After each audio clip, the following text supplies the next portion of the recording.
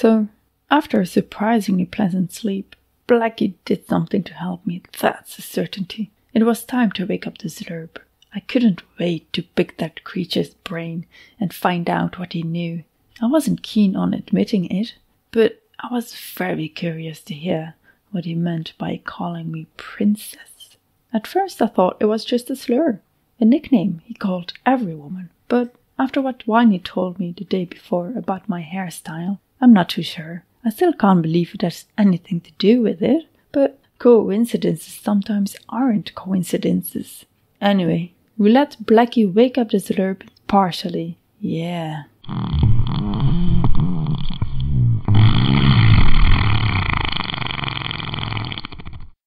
This is Nadec, my adventure, written down in a better way than I can tell it.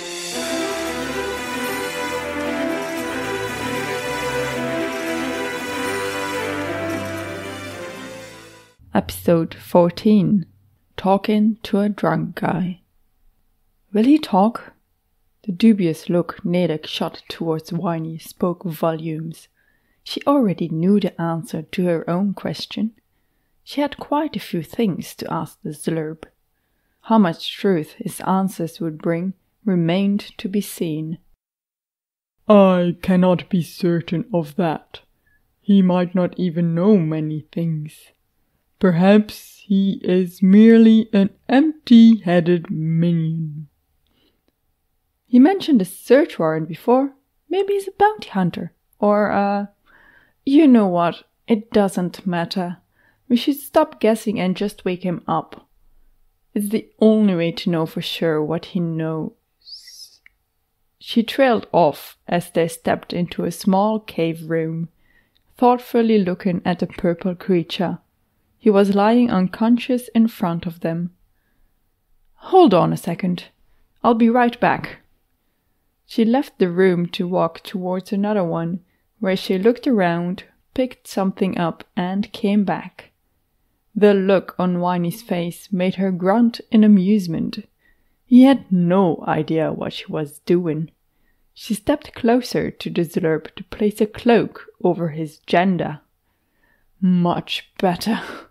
Noticing Wyny's raised eyebrows, she added, I've seen enough balls to last me a while, thank you very much. Anyway, don't we need to tie him up or something first? Wyny chuckled. He chuckled! Was that for the balls comment or some ignorance of her? Whatever it was, he did appear much looser around her than in the beginning. He even seemed to start understanding her sense of humor, weird as it was sometimes. She'd never expected that in any royalty, no matter which world they were from. I do not believe it is necessary to tie him up. He glanced towards Blackie, whose head peeped in while her body sat outside of the room. Kitty was asleep on top of it, curled in between the horns like a fluffy cat ball hat. I am quite certain the dragon can wake him partially, which should make him too drowsy to stand up, let alone attack. And he might work along with us better too, being half drowsy and such. Nadec mused, seeing the advantage. The dragon started panting, just like a dog would, although in her case it looked more like a sign of agreement instead of a need to cool herself. Nadec took it as a smile. A smiling dragon. What else will you astound me with? She asked herself purposely in her mind. She did wonder it, but she also wanted to test something. Blackie looked at her and winked. This time Nadec was certain it was a wink, aimed at her. Test successful. The large animal had heard her thoughts and understood them. Well, bloody heavens take me, that's pretty amazing.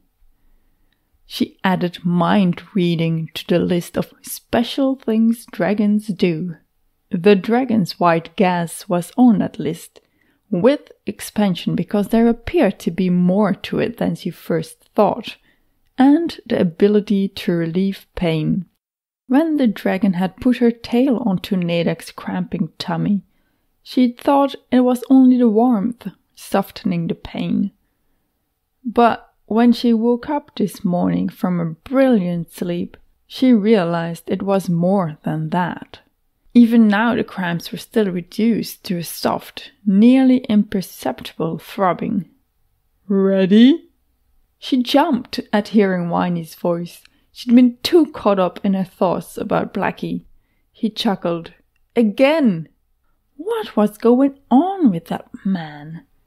He'd been extremely uncomfortable the day before after the red food is taboo thing.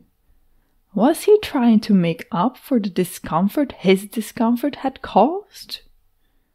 Yes! No! Wait! She held out her hand to Blackie, who stood waiting eagerly to wake the Zlurb. One small question first. I need to know. Do you have tomatoes? Wyny stared at her. His mouth fell open slightly, and he blinked slowly. She snorted at his expression and wished she still had a phone on her so she could take a photo. It had been blown up together with her couch, though. His head shook, as if he needed to make himself physically snap out of it. Tomatoes? No, I don't have tomatoes here. Oh, you mean... Yes, we have tomatoes in Parallelo. What does that have to do with waking the Zlurb? Oh, nothing. Just wondering. I like tomatoes. Their tomatoes must be yellow or other colors. She was suddenly very much looking forward to discovering parallelogram. No, parallel... No, his kingdom. Why was it so difficult to remember? He'd only just said it. Well, what are you waiting for? Go ahead. Nadec expected Blackie to stretch out her neck and burp again, the same way she'd made the Zlurb pass out. Instead, she retracted her head, turned around, and shimmied her backside in. Both Wyny and Nadec had to move aside, or be pushed out of the way. Blackie held her tail to the side, so it was still mostly out of the room. She lifted it up at the base, in the way a cat would lift their tail when someone scratches their back at the very end. The black dragon farted onto the Zlurb. It wasn't a silent expulsion of gas either. It was as loud a fart as she'd ever heard. It sounded more like a trumpet. No, it was a tuba. Not a sound produced by a living being. It was actually impressive. No matter how impressed she was by the sound, Nadec wasn't keen on getting the same extreme as the smell. She lifted up parts of her shirt automatically, hiding her mouth and nose in an attempt to filter the air. When the dragon's head replaced her ass again, Nadec noticed Wyny grinning at her. It is quite all right. There is no nasty odor. Oh, there we go. He stirs. She tentatively lowered her arms and breathed a shallow breath through her nose. The Zlurb groaned. She jumped and uttered a high-pitched ah! What in Frank's name was that? That was the second time today that something surprised her enough to make her jump.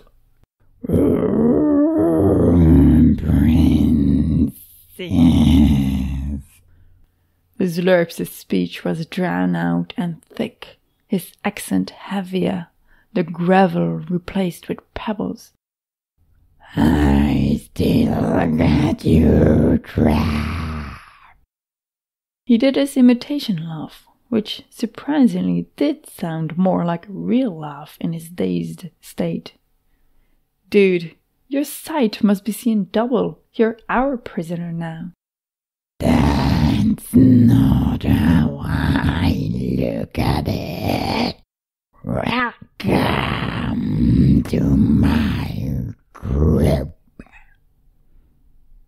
The slurp fell sideways, his whole body shaken with exaggerated shudders, hands slapping his thighs in 2 hard cracks. The movements made the cloak fall away from his sex. Nadec sighed, frowned, and shared a glass with Wyny, walking over to him. The creature was trying to imitate laughter too forcibly. She nodded toward him. "What do you think that meant?" Her whisper sounded a bit shaky. All of a sudden, she had a bad feeling about this. I do not believe it means anything. The creature is not all there. Blackie did not wake him up enough. It is all right. His voice softened as he grabbed her by the shoulders. Come now, we will dig to the bottom of it and see if we can get anything reasonable out of this abomination. Just try to imagine you are talking to someone intoxicated. Like talking to a drunk guy, eh? I can do that. She nodded, a short, curt nod. I can definitely do that. You have been listening to Nadec, Chapter 14, Talking to a Drunk Guy. Narrated by myself, Nadec. Ventured and lived through by Nadec. Written in a better way than I can tell it by Astrid Ch. Don't go just yet. We've got bloopers coming up. Before we get to those, we just want to say that if you head over to astridjeff.com, you can find transcripts and full chapters of this podcast. Even more, you can find the unedited draft of Nadec at least up to 15 chapters further than the podcast goes. So, if you're keen to know how the story continues, you have the option to go and read. Find us on Twitter at AstridJeff and at Nadec and Kitty. If you like this show and would like to support it, a good way to do that is share it around to everyone you know. An even better way is to rate and review it on iTunes or whichever podcatcher you use. Don't forget to follow the show or subscribe for free. At first I thought it was just a slur, a nickname he called every woman. But after what Wyny told me yesterday about my hairstyle,